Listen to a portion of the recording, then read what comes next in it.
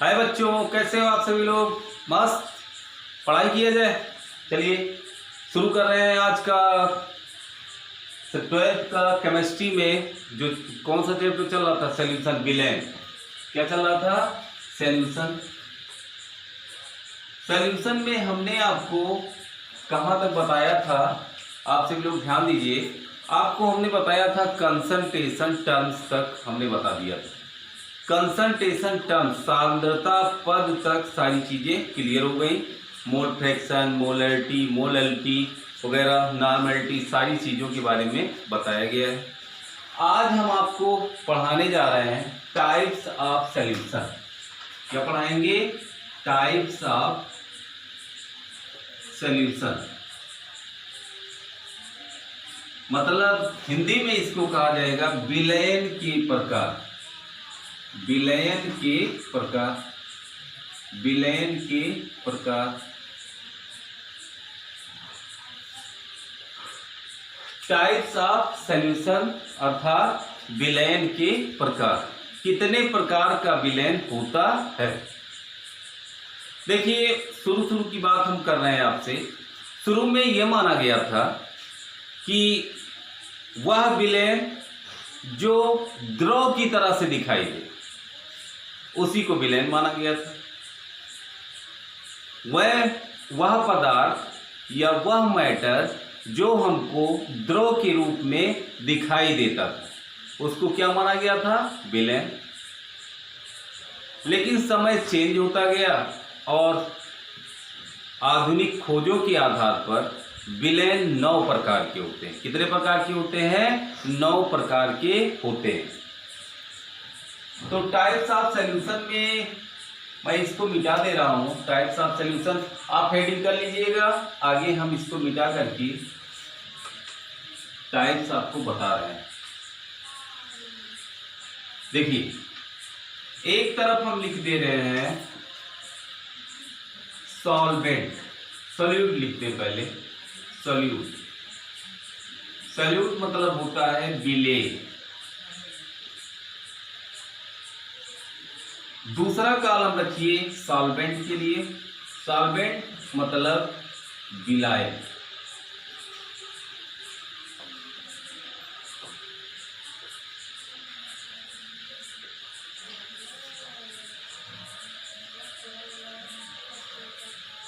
उदाहरण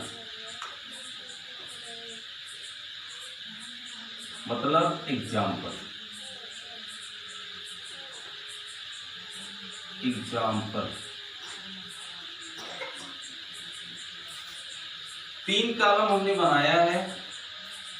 एक तरफ हमने प्रदर्शित किया है किसको? विलेय को। तो विलेय कितने प्रकार का हो सकता है? विलेय क्या हो सकता है? गैस हो सकता है। फिर क्या हो सकता है? लिक्विड हो सकता है। फिर क्या हो सकता है? सॉलिड हो सकता है। विलेय क्या हुआ? गैस, लिक्विड और सॉलिड हो गया। विलायक में हम एक कोई भी मानेंगे। एक मान लें विलायक, जैसे गैस में गैस को मिला दीजिए तो सॉल्वेंट भी क्या रखा गया? गैस रखा गया। लिक्विड में लिक्विड को किस में मिलाना है? गैस में। और सॉलिड को भी किस में मिलाना है? गैस। मतलब यहां पर विलायक क्या है? गैस है। और विलेय गैस भी है, लिक्विड भी है और ठोस भी है। ये 3 एग्जाम्पल हुआ। फिर आपको एक बार बता दें, बार बार इस चीज को कहते आए हैं, जिसकी मात्रा मतलब विलयन में हमको द्विअंगी विलयन पढ़ना है। द्विअंगी विलयन में वह घटक जिसकी मात्रा ज्यादा होती है उसको क्या कहा जाता है? विलायक कहा जाता है। और जिसकी मात्रा कम होती है उसको क्या कहा जाता है? विलेय कहा जाता है। यहां तक क्लियर हुआ? अब आप बताइए, ये विलेय है, ये विलायक है, किसकी मात्रा ज्यादा होगी? गैस। तीनों जगह तीनों जो विलयन बन रहे हैं उसमें गैस की मात्रा ज्यादा है और गैस लिक्विड और मतलब सॉल्वेंट की मात्रा ज्यादा है, सॉल्यूट की मात्रा क्या है, कम है। यहां तक क्लियर। फिर लीजिए, फिर इसको हम क्या ले रहे हैं, गैस, सॉलिड और लिक्विड, सॉरी क्रम मत चेंज करिए, गैस फिर लिक्विड फिर हम ले रहे हैं सॉलिड। हिंदी ना जान पाइए तो गैस को हिंदी में भी क्या कहा जाता है, गैस कहा जाता है, लिक्विड को क्या कहा जाता है, द्रव कहा जाता है, और इसको कहा जाता है ठोस। अब की बार सॉल्वेंट, एक बार गैस लिया गया, अब की बार क्या ले रहे हैं, लिक्विड। क्या लेंगे, लिक्विड। तो ये आपका हो गया लिक्विड, लिक्विड को किसमें, लिक्विड में, फिर सॉलिड को किसमें, लिक्विड। अब एग्जाम्पल भी दिया जाएगा, मतलब गैस क्या है, विलेय है, और विलायक क्या है, द्रव। द्रव का द्रव में विलयन बनाएंगे, ठोस का द्रव में विलयन बनाएंगे। कैसे इसको कहा जाएगा, गैस का गैस में विलयन, द्रव का गैस में विलयन, ठोस का गैस में विलयन, गैस का द्रव में विलयन, द्रव का द्रव में विलयन, और ठोस का द्रव में विलयन। 6 हो गया। फिर क्या लिखेंगे, अब देखो गैस हो गया, लिक्विड हो गया, एक बचा है, कौन सी परबिल बची है, सॉलिड। अब फिर ऐसे 3 लिखेंगे, गैस, लिक्विड और सॉलिड।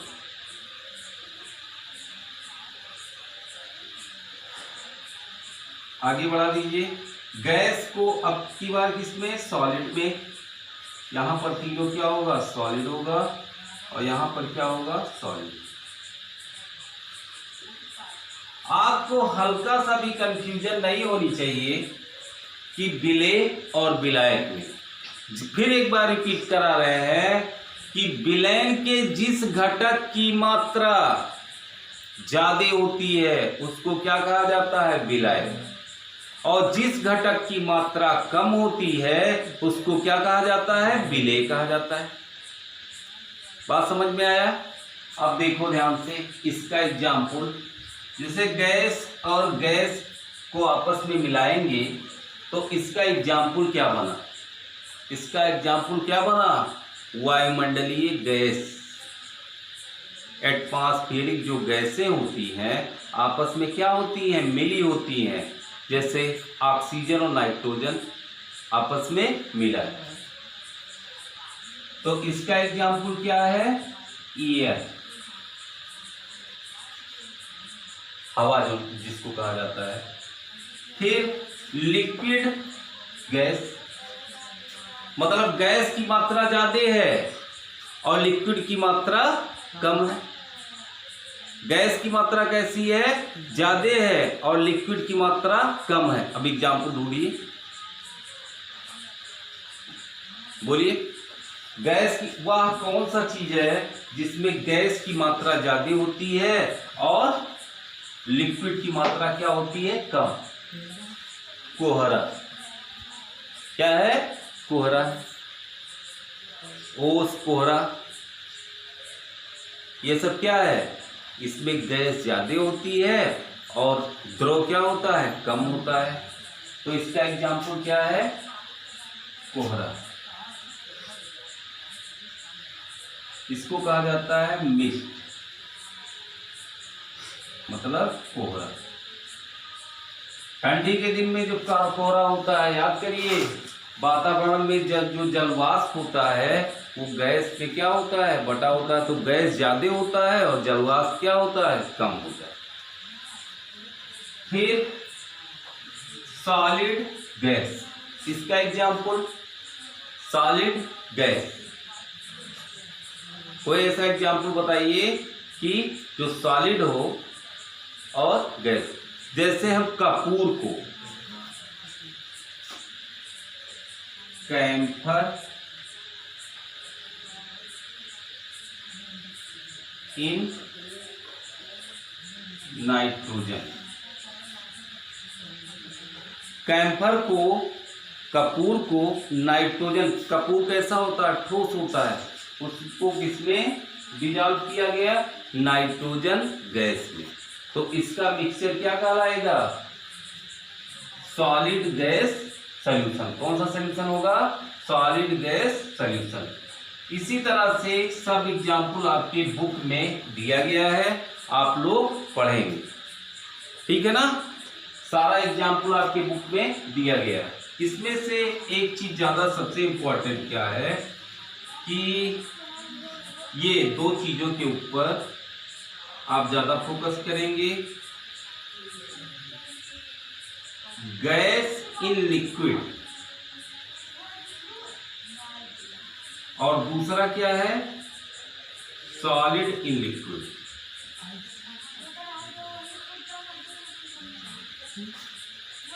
सॉरी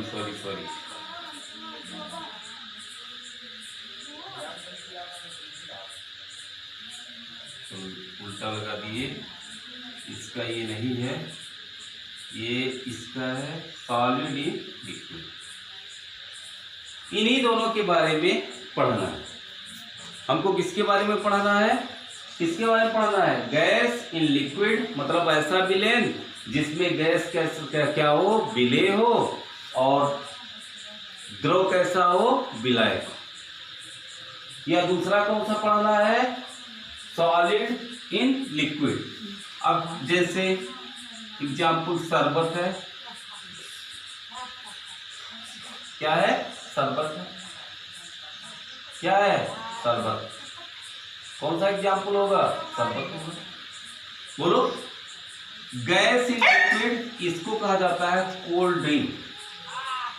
कोल्ड ड्रिंक में इसका प्रयोग बहुत ज्यादा होता है, इसका प्रयोग कोल्ड ड्रिंक में ज्यादा होता है, और इसका प्रयोग शरबत आप बराबर बनाते रहते हैं। चीनी क्या है, विलेय है, कैसा होता है, ठोस होता है, और पानी क्या है, विलायक है, क्योंकि चीनी को कम रखा जाता है, पानी को ज्यादा रखा जाता है। तो हमको इन दोनों के बारे में आगे चर्चा करनी। चलिए इसको मिटाएं। आप एनसीईआरटी की बुक उठाएंगे तो सारा एग्जाम्पल, अब इसमें टाइम हम वेस्ट नहीं करना चाहते हैं। आप बुक मतलब कितने प्रकार की हुई, 9, 1 2 3 4 5 6 7 8 9 प्रकार का विलेन आपका बना। आगे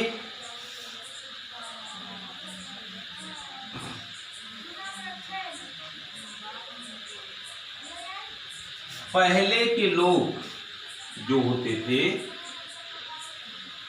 कौन सा सॉल्यूशन मानते थे,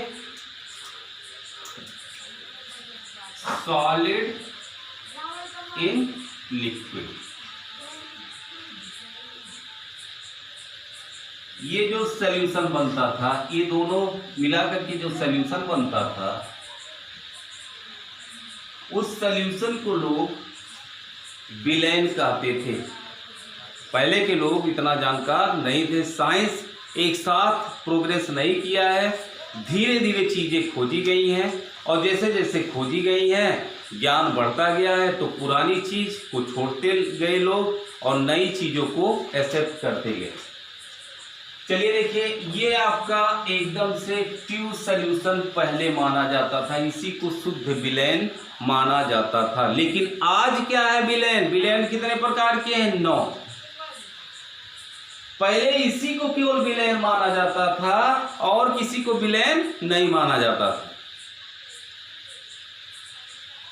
ठीक है, चलिए देखिए, सॉलिड इन लिक्विड। तो सॉलिड क्या है, सॉल्वेंट है, क्या है, सॉल्वेंट है, सॉरी उल्टा लिख दे रहे हैं, सॉल्यूट। क्या है, सॉल्यूट है, मतलब सॉलिड क्या है, विलेय है, और लिक्विड क्या है,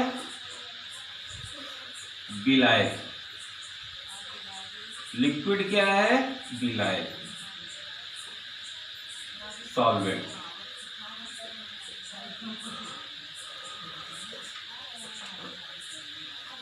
इसी आधार पर पहले 3 प्रकार का विलयन पढ़ा जाता था।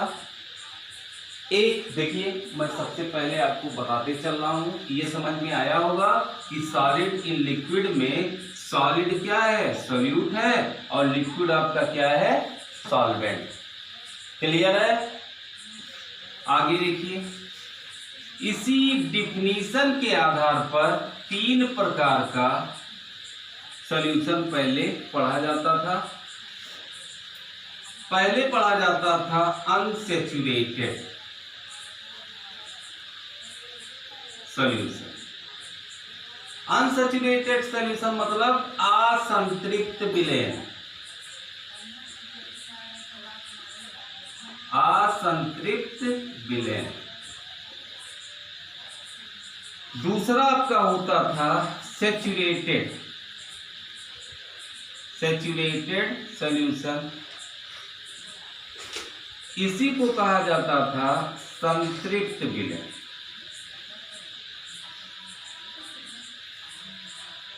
संतृप्त विलयन।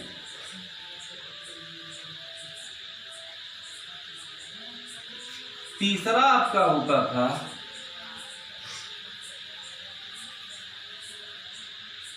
Hyper saturated solution.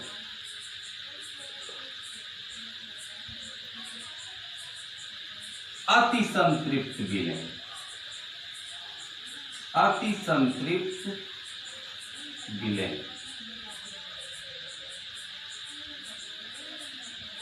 तीनों की परिभाषा आप देख लीजिएगा। ये तीनों किसके प्रकार हैं?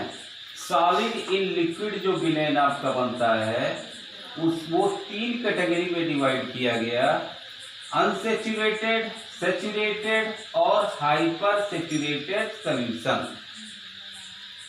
पहले की बात कर रहे हैं, पहले की बात ये कर रहे हैं।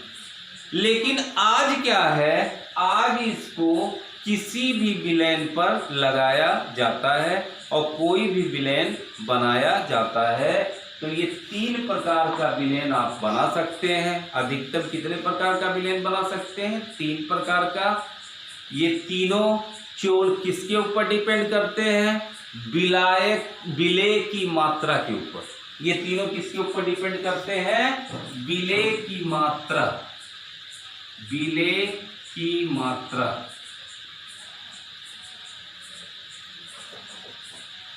विलेय की मात्रा कम है, उससे ज्यादा करेंगे, उससे ज्यादा करेंगे, तो इस प्रकार का विलयन भी क्या होगा, अलग अलग हमको प्राप्त होगा। जैसे बाय द वे हम बना रहे हैं, जैसे 1 गिलास हम ले रहे हैं पानी। क्या ले रहे हैं? 1 गिलास पानी ले रहे हैं। समझिए ध्यान से, इसमें पानी है। बाय द वे यहां का टेम्परेचर कितना है? 25 डिग्री सेंटीग्रेड। क्या कहलाता है? 25 डिग्री सेंटीग्रेड ताप। इसी को कहा जाता है नॉर्मल टेम्परेचर। क्या कहा जाता है? Normal temperature. 25 डिग्री सेंटीग्रेड ताप पर ये क्या है? पानी है। और पानी में हम घोल रहे हैं किसको? चीनी को। किसको घोल रहे हैं? चीनी को। क्या घोल रहे हैं? चीनी। अब आप ध्यान दीजिए, एक चम्मच रखिए और चम्मच के माध्यम से हल्का हल्का चीनी जो है पानी में घोलते जाइए। तो चीनी क्या होता है? घुलता जाता है। चीनी क्या होगा? घुलता जाएगा, घुलता जाएगा, घुलता जाएगा, घुलता जाएगा, घुलता जाएगा। अंत में एक ऐसा सिचुएशन प्राप्त होगा, अंत में एक ऐसी अवस्था हमको प्राप्त होती है कि चीनी का घुलना क्या हो जाता है? बंद हो जाता है। वहां तक चीनी घुलेगा और जैसे ही उस अवस्था को प्राप्त किया, वहां से चीनी का घुलना क्या होगा? बंद हो जाएगा। समझ रही है बात को? जैसे 5 लीटर का कोई गैलन है, आप उसमें ऑयल डाल रहे हैं, तेल डाल रहे हैं, बूंद बूंद रूप में डाल रहे हैं, तो कब तक तेल भरेगा? जब गैलन भर जाएगा तो तेल भरेगा? नहीं भरेगा। एक बूंद आप तेल डालेंगे तो तेल कहाँ चला जाएगा? बाहर चला जाएगा। उसी प्रकार से प्रत्येक पदार्थ की एक लिमिट होती है, एक सीमा होती है, वो वहां तक पदार्थ को क्या करता है? घोल सकता है। वहां तक पदार्थ को घोल सकता है। इसका अर्थ क्या हुआ कि आपको पता होना चाहिए कि अगर टेम्परेचर फिक्स है, अभी हम जब जिक्र कर रहे हैं, टेम्परेचर की बहुत बड़ा रोल है, टेम्परेचर का बहुत जबरदस्त रोल है। चीनी को पानी में हम घोल रहे हैं तो ये थोड़ी ना एक गिलास पानी में आधा किलो चीनी घुल जाएगा। नहीं घुलेगा? घुलेगा? नहीं घुलेगा।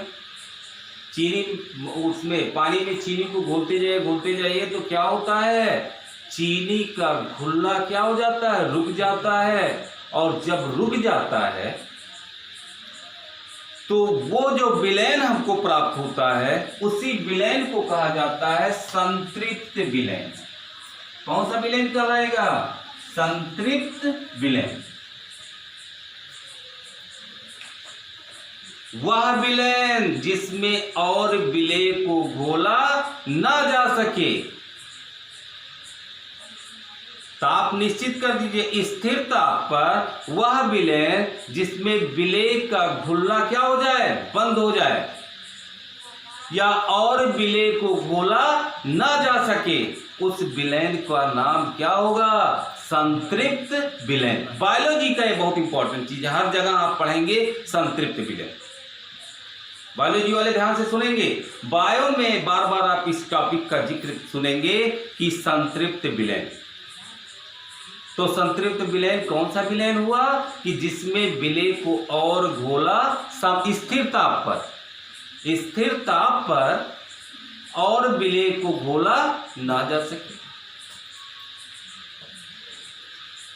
ठीक है। अभी यहीं पर एक टर्म आएगा विलेयता। कौन सा टर्म आएगा? विलेयता। विलेयता क्या है? अभी बहुत सिंपल सा परिभाषा हम आपको बताएंगे। सबसे पहले तीनों का डिफिनेशन जान लीजिए कि मतलब स्थिर ताप पर अगर विलेय का घुलना रुक जाए तो उस विलयन को कहा जाता है संतृप्त विलयन। संतृप्त विलयन जैसे आप बना रहे हैं, तीनों सिचुएशन में हम एक ही चीज का एग्जाम्पल ले रहे हैं। किसका एग्जाम्पल ले रहे हैं? जैसे